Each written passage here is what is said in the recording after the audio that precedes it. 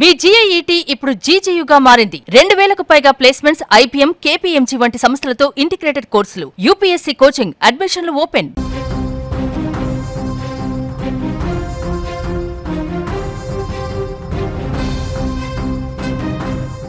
తునికి చెందిన చిన్నారి జ్ఞానేశ్వరి అలియాస జాహ్నవి మిస్సింగ్ కేసులో చిక్కుముడి ఇంకా వీడలేదు.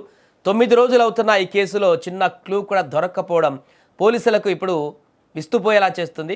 ఆమెతో పాటు వెళ్ళినటువంటి ఆ పాపతో పాటు వెళ్ళిన పెంపుడు కుక్క 5 రోజుల తర్వాత ఇంటికి తిరిగి వచ్చినా అది వింత ప్రవర్తించడం, మనుషులను చూస్తే భయపడడం అందరినీ ఆశ్చర్యానికి గురి చేస్తుంది. జీపీఎస్ ట్రాకర్ పెట్టి అడవుల్లో వదిలినా కూడా 80 నిమిషాల్లో 8 కిలోమీటర్లు తిరిగి వెనక్కి వచ్చేసింది. ఎవరిని చూసినా భయపడుతున్న కుక్కను బోనులో ఉంచగా అనూహ్యంగా అది నిన్న మరణించింది. తాజాగా ఆ కుక్క భౌతిక కాయానికి తుని మండలం సురవరము పశువైద్యశాలలో వైద్యులు పోస్టుమార్టం నిర్వహించారు.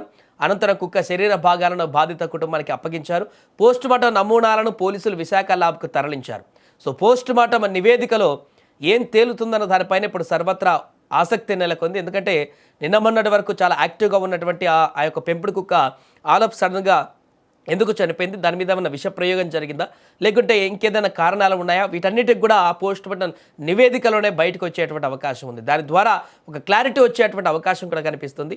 ప్రస్తుతానికైతే ఆ కుక్కకి పోస్టుమార్టం కూడా పూర్తయిపోయింది. దాన్ని ఆ నమూనాలను ల్యాబ్కు పంపించారు. దీనికి సంబంధించిన పూర్తి వివరాలు తుని నుంచి మా ప్రతినిధి శ్రీను ఫోన్ లైన్లో మరిన్ని వివరాలు అందిస్తారు. శ్రీను, పోస్టుమార్టం పూర్తయిపోయినట్టుగా తెలుస్తుంది కదా, అక్కడ ఏమన్నా ప్రాథమికంగా ఇన్ఫర్మేషన్ ఏమన్నా తెలుస్తుందా, ఎలా మరణించిందని దానికి సంబంధించి? సాయి, ప్రాథమికంగా చెప్పాలంటే ఇక్కడ ఉదయం ఏదైతే ఉందో ఈ ఈ సమాచారానికి సంబంధించి మార్నింగ్ నుంచి కూడా ఈ కుక్కని ఐస్ బాక్స్ లో వేసి ఉంచి ఉదయం 11:30 ఆ ప్రాంతంలో ఏదైతే సూరవరం పశు వైద్యశాల ఉందో అక్కడికి తీసుకెళ్ళడం జరిగింది. ఆ పశు వైద్యశాలలో దానికి పోస్ట్ మార్టం మొత్తం పూర్తి చేసి దాని యొక్క బాడీని పూడ్చిపెట్టడం జరిగింది. అయితే ఈ యొక్క దాని భాగాల్ని ఏదైతే విశాఖపట్నం వరుణ్ ల్యాబ్కి కూడా పంపించడం జరిగింది. ఈ నివేదిక వచ్చేసరికి కొంచెం సమయం పట్టే అవకాశం ఉంది. కావున వాళ్ళు ఇప్పుడప్పుడే నివేదిక వచ్చే అవకాశాలు లేవు చెప్పడం జరిగింది. దీనికి సంబంధించి ఏదైనా ఉదయం ఏదైతే ఎన్డీఆర్ఎఫ్ బలగాలు ఒకసారిగా ఈ మన అటవీ ప్రాంతం ఏదైతే ఉందో పామాయిల్ తోట దాటి ఉదయాన్నే పామాయిల్ తోట మొత్తం జల్లెడ పట్టడం జరిగింది. మధ్యాహ్న సమయంలో ఏదైతే ఈ అటవీ ప్రాంతం మొత్తం కొండపైకి వెళ్ళి ఇదంతా కూడా గాలింపుల చర్యల్లో కూడా ఇప్పటికీ గాలింపు చర్యలు అయితే కొనసాగుతున్నాయి. సాయి, ప్రస్తుతం ఆ యొక్క రిపోర్ట్ ఎప్పటి వరకు వచ్చేటువంటి అవకాశం కనిపిస్తుంది? ఏం చెప్తున్నారు అక్కడ వాళ్ళు? మనకి పోలీసు వాళ్ళ సమాచారం ప్రకారం అయితే రిపోర్టు ఒక 4-5 డేస్ పట్టే అవకాశం ఉందని కూడా ఇక్కడ పోలీసు వారు అయితే మనకు సమాచారం చెప్పడం జరుగుతుంది. ఆ పోలీసు నివేదిక వస్తే గానీ, ఏదైతే ఈ పోస్ట్ మార్టం నివేదిక వస్తే గానీ మనం విష ప్రయోగమా లేకపోతే దాని అంతటది మానసికంగా మరణించిందా అని కూడా చెప్పేదానికి కూడా అవకాశాలు లేవని కూడా వీళ్ళు చెప్పడం జరుగుతుంది. సాయి, రైట్. ఇంకొకటి, మరొక వర్షన్లో ఇప్పుడు ఈ యొక్క కేసులో కేవలం ఆ సెర్చ్ ఆపరేషన్ లైన్లోనే కొనసాగిస్తున్నారా పోలీసుల నివేదిక, లేదంటే ఇటు కిడ్నాప్ కేసుకి సంబంధించి ఏమన్నా? ఎందుకంటే నిన్న మొన్న తల్లిదండ్రులు అనుమానం వ్యక్తం చేసినటువంటి కొంతమంది అట్లాంటి వాళ్ళు ఉన్నారు కాబట్టి ఆ యాంగిల్లో కూడా విచారణ ఏమన్నా కొనసాగిస్తున్నారా? ఎలా కొనసాగుతుంది ఎంక్వైరీ? సాయి, 2 విధాలుగా కూడా ఎంక్వైరీ అయితే కొనసాగుతుంది. ఒక పక్క ఏది కిడ్నాప్ కోణంలో కూడా ఎంక్వైరీ అయితే కొనసాగుతుంది. రెండవ పక్క ఏదైతే గాలింపు చర్యల భాగంగా ఏదైనా సమాచారం అందకపోద్దా అని చెప్పి ఈ గాలింపు చర్యలు చేపట్టినప్పటి నుంచి ఈ పక్క సమాచారం కూడా సేకరిస్తున్నారు. ఒక పక్క కిడ్నాప్ కోణంలో ఎవరైతే పాత గొడవలు ఏమైనా ఉన్నాయా వాళ్ళ నిందితులను తీసుకురావడం, విచారించడం కూడా ఒక పక్క జరుగుతుంది.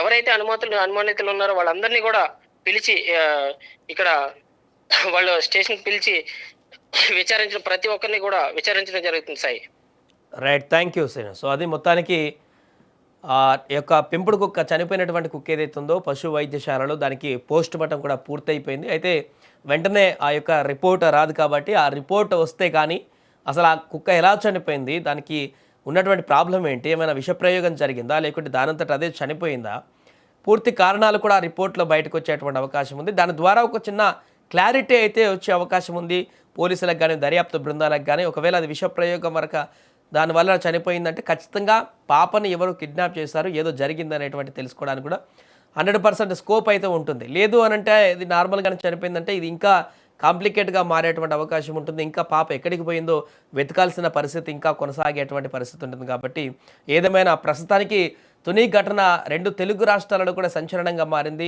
ఇప్పటికీ 9 రోజులు అవుతుంది. ఆ చిన్నారి బుడిబుడి అడుగులు వేసుకుంటూ అక్కడి నుంచి పామాయిల్ తోటలో పరిగెత్తినటువంటి జ్ఞానేశ్వరి ఎక్కడికి వెళ్ళింది అనేది ఇంకా అంతు చిక్కని ప్రశ్నగా మారింది. అయితే ఈ కేసుకు సంబంధించి ఇప్పుడు ఎన్డీఆర్ఎఫ్ ర్యాపిడ్ స్పెషల్ ఫోర్స్ కూడా రంగంలోకి దిగింది కాబట్టి మరి ఈ యొక్క ఎంక్వైరీలో ఏమైనా పాజిటివ్ వార్తలు వింటారా లేదా అనేది వేచి చూడాలి. తల్లిదండ్రులు మాత్రం తీవ్ర ఆవేదనకు గురవుతున్నారు. మా పాపను మాకు అప్పచెప్పండి అంటూ కూడా వారు భావోద్వేగానికి గురవుతున్నటువంటి పరిస్థితి అయితే ఏర్పడింది.